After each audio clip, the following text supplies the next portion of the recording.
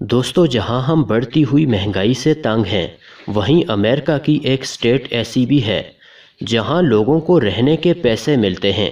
آپ نے صحیح سنا، امریکہ کی الاسکا نامی اسٹیٹ میں اگر آپ رہتے ہیں تو آپ کو الاسکا پرمننٹ فنڈ ہر سال $1000 ملتے ہیں۔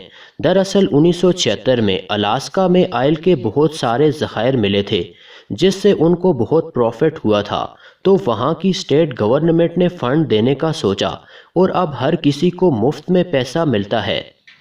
دوستو، بلیک کائٹ یہ باز بہت زیادہ خطرناک ہوتے ہیں۔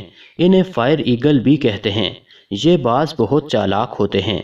یہ جلتی ہوئی لکڑیاں جنگل میں ایسی جگہ پر پھینکتے ہیں جہاں ان کا شکار کیڑے یا دوسرے جانور ہوتے ہیں۔